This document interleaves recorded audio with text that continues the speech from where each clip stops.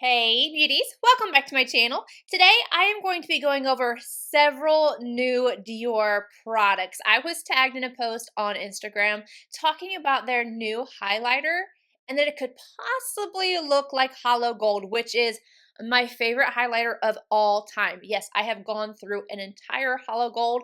I am working on my second one and I have another one. I love this highlighter so much. That's pretty much was all they had to say, and I was hooked. I was like, all right, I'm gonna get this, I'm gonna test it out.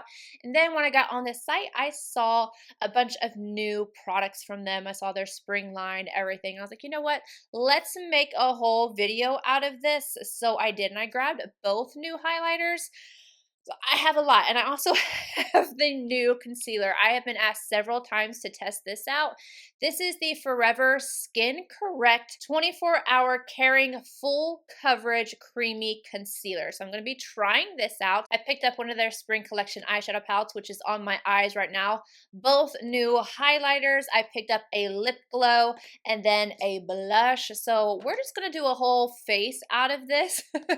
And then I'm going to swatch and give you guys my thoughts. All right, let's go ahead and get into what I grabbed. I'm going to give you guys the swatches. I'm going to give you the information and everything, and then the tutorial. Let's talk about the concealer first, because I feel like this is the thing that I got asked about the most.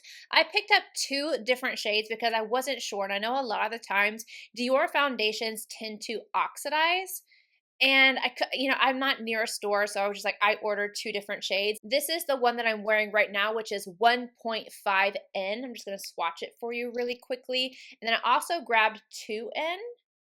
This is 1.5, and then let me get the other one. And then this is 2N. I think this one's going to work better for me during the summer months, and it does oxidize. And I don't know if you guys can tell, but they are oxidizing as I'm sitting here. I am watching them get darker. So I definitely think that if I was wearing the 2N, it would be too dark for me. So if you're the same shade as I am, I would go with the 1.5N. The claims for this Dior Forever Skin Correct 24 Wear Full Coverage Moisturizing Creamy Concealer are... It's an all-in-one 24-hour extreme skincare and concealer. In a single sweep, this multi-use concealer hides under-eye circles, localized redness, blemishes, and imperfections without settling into facial lines for a flawless complexion from morning to night. The coverage says that it is buildable from light to full coverage. It's enriched with wild pansy extract for smooth, moisturized skin with a refined appearance. It's $36 and it comes in 30 different shades. All right, let's move on to the next thing that I grabbed. For the highlighters, I grabbed both of the new limited edition shades. This is called the DIORSKIN Nude Luminizer Glow Vibes. Number 1, Rosy Vibes, and then number 2, Coral Vibes. Rosy Vibes is described as a charming pastel pink, and then Coral Vibes is described as a coral that warms the complexion. Both of these are limited edition and are $50 each. They released two different palettes for the Spring Glow Vibes collection. This one and then one that is more on the blue tone, which I will put a little picture right up here. This one right here is number 167, Pink Vibration. It's limited edition, $63, and described as a harmony of shocking purple, bold yellow, and pastel orange. I checked out the Backstage collection and I saw this little newbie right here. This is the Dior Backstage Rosy Glow Blush, and the shade I have is number 003 Pearl, $37, and is described as a subtle pearlescent pink. One more thing from the Backstage collection, I grabbed the Dior Lip Glow Oil. I picked up the shade 001 Pink, which is described as a light pink with pure shine. All right, let's go ahead and get into the demo. I didn't have a new foundation from Dior, so I went ahead and just put on my Shiseido foundation, and then I applied the concealer. Again, the shade that I'm using is 1.5, and I found it to be very creamy, and I think that when I blended this out, I got a solid medium finish. I don't know that this would go to full coverage. I think that if you wanted full coverage, you would have to apply it and then let it kind of set and apply a little bit more. But I feel like this did a really good job underneath my eyes. Usually I go in with my Charlotte Tilbury Vanish Corrector, and I didn't do that. So I don't have that on the inner corners like I usually do. I do have it like right over here where I have a little bit of sun damage, but not underneath my eyes. And I think this did a really nice job of brightening everything up. It was very smooth. Even before I set it with a powder, you can see close up, it's just really nice and smooth. The finish is really beautiful, and I like the amount of coverage that I got with the amount of product that I laid down. Then I went ahead and set it. I'm not one of those that can go and not set my under eye. I just feel like I have to, especially because of my pores.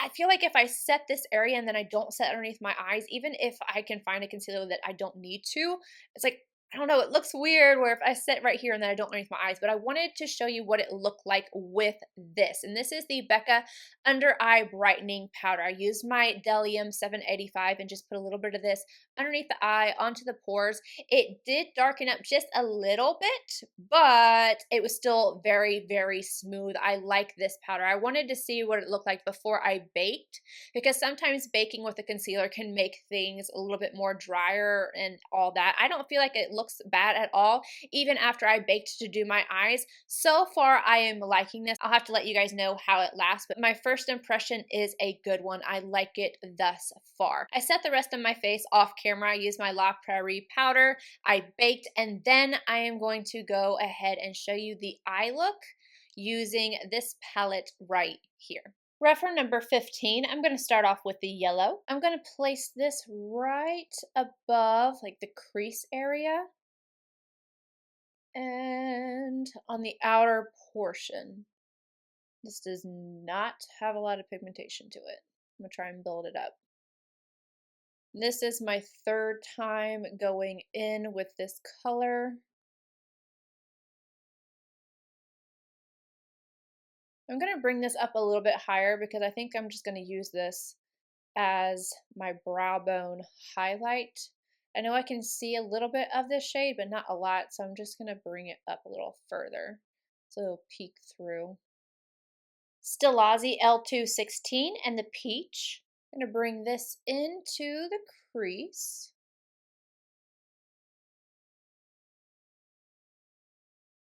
Buffing it upward.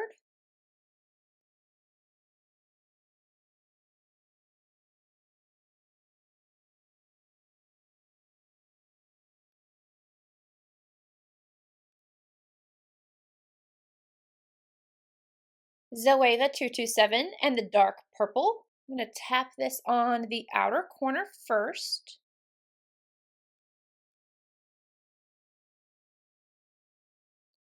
Bring it into the crease about halfway in and blend it upward.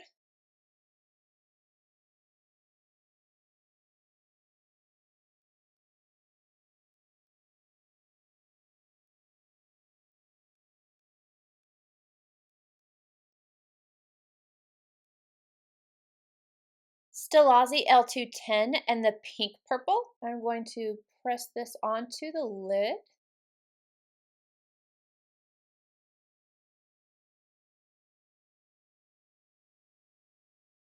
MAC 252, going back in for the yellow. I am going to take this and highlight my brow arch.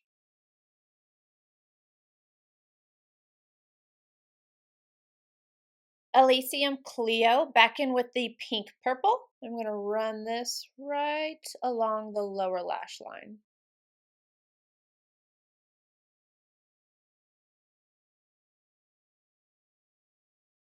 MAC 219, now I'm going to grab this center shade, apply this to the inner corner. I'm actually going to try this wet. Yeah, I would definitely suggest applying this wet or damp. And then I'm going to go add on some lashes and liner. To finish off the eyes, Milk Boss liner on the top inner rim, and then I put a little bit of liner right up top as well, and this is a liquid. It's the Rimmel Scandaleyes Precision Micro Eyeliner.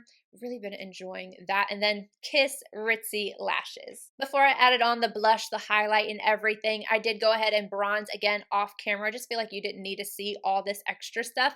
But I have on the KOKIE Matte Bronze in the shade Stay Golden, just in case you were wondering. Now I'll show you the application of the blush and highlight. So I went in with the blush. Again, this is the shade Pearl on my Sonia G Cheek Pro, and I just kind of stamped this and then buffed it into the skin.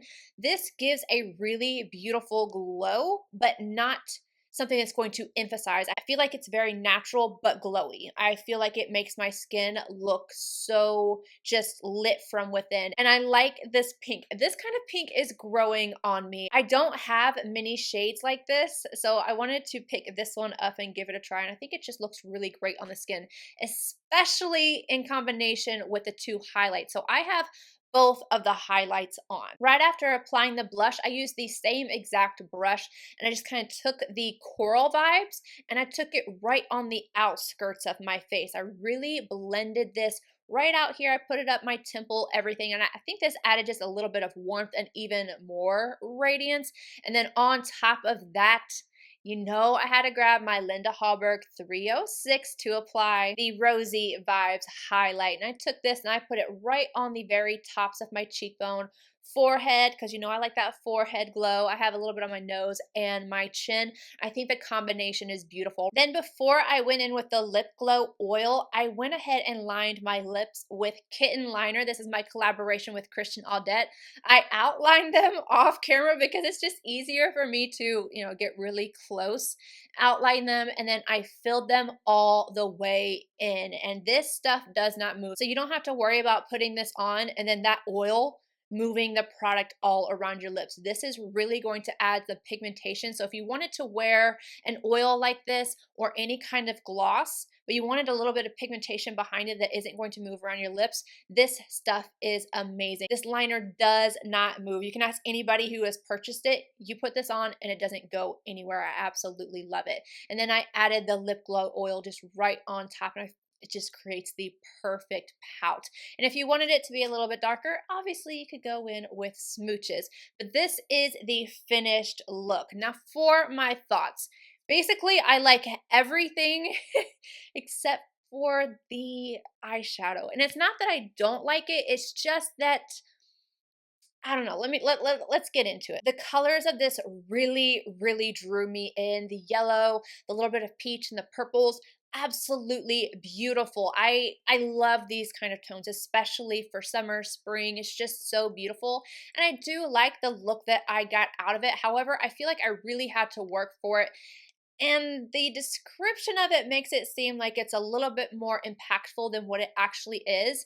And at first when I was using this yellow, I was a little disappointed. I didn't swatch this or anything before I put it on my eyes. I just went and used it. So it was kind of like, I don't know, it's pretty, but it's lackluster. The only way you can really use this, in my opinion, is either if you just want a really soft, very soft, luminous yellow all over the eye, or as the highlight. Otherwise, I felt like it even got lost after I started in with the peachy shade. It's pretty, but it's just not what I was going for. So first I was let down, and then I started thinking, okay, well maybe this is going to give me more of that watercolor look.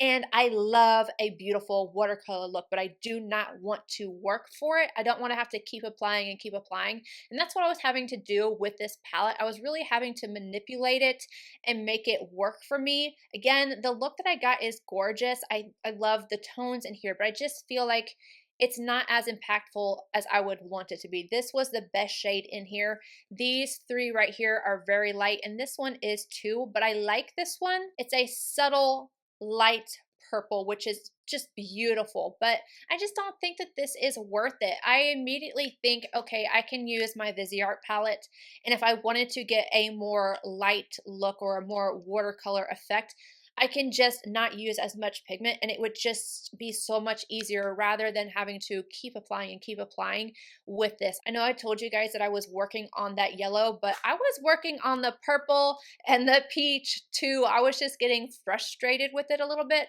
The end look is really nice. I just don't think that this is worth the money. Looking at it, it's beautiful, but I just I wouldn't recommend it.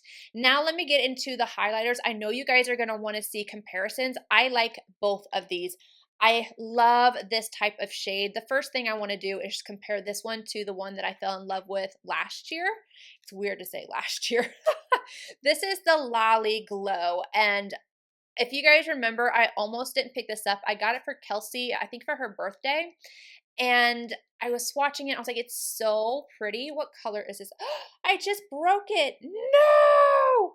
Do you, oh my gosh. I don't even know what I did, but I broke it. It looks like, I don't know what I did. Okay, anyway, moving along. This is the Lolly Glow number 7. I think it's called Peach Delight. This is so pretty. So I knew that I was just going to go ahead and pick this one up as well, and it looked like it was going to be a little bit darker, and it is. If you have a richer complexion, yes, give it to me. This is so pretty. Like, I would put this all over the eyes and add this in with it, and it's just gorgeous. But I wanted to show these two so you could see them side by side in case you were wondering if they are similar.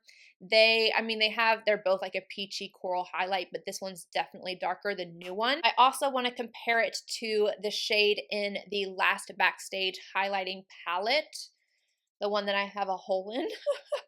So you can see this one is more of like an apricot peach champagne. I don't know, but those are all three side by side. Beautiful colors, but they're all different. I'm sitting here looking at this highlight like I'm really sad. What did I do to it? I don't know what I did. That was coral vibes. Here is rosy vibes. I know you guys are wondering, is it the same as Hollow Pink? Sadly, it's not, but it's still pretty nonetheless. So I'm going to show you this color, and then this is Hollow Pink right beside. I think you guys can see just straight out the gate that this isn't going to be the same. This one's a lot lighter, so I'm sorry to tell you that this is not the same as Hollow Pink, but it is still really beautiful. I'm also going to do a few other comparisons. So this is the new one, this is Hollow Pink, and then this is the BECCA one, the new, what is this called? Pearl Glow. That one right there. This is the closest I believe that you can get to Hollow Pink.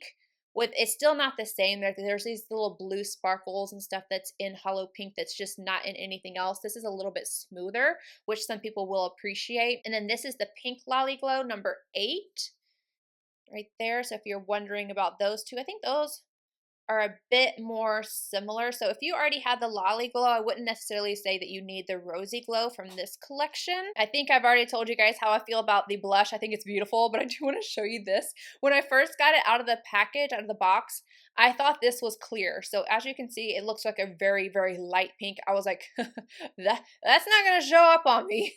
And then I opened it up and I saw this. I was like, oh, okay. It's good. It's good. So I just thought I would share that story with you, but that is beautiful. I love the whole combination of all three together on my skin. It's just so pretty. It's so summery and gorgeous. The Lip Glow Oil. This reminds me so much of the CLARINS one. If you haven't tried the CLARINS one, that's one of my favorite oils of all time, and this one definitely has a similar vibe to it. The container is basically the same, the applicator is basically the same. It's really nice feeling on the lips. It's beautiful, so I have no issues with that. I want to see if the CLARINS one is cheaper. I feel like it would be, but I'm not sure. So this one's $34. Let me look up the CLARINS one. Yeah, the CLARINS one is $26, so if you want to save a little bit of money, just grab the CLARINS one. I love it, and it comes in several different shades as well. I will make sure to keep you guys updated on this concealer, but so far so good. So the only thing that I would say just I wouldn't spend your money on is the eyeshadow palette. Everything else I think is beautiful, and I really like how everything looks on my skin. I hope you guys enjoyed this video. If you did, please give it a thumbs up, subscribe if you're not already, and I will see you in my next video. Bye guys.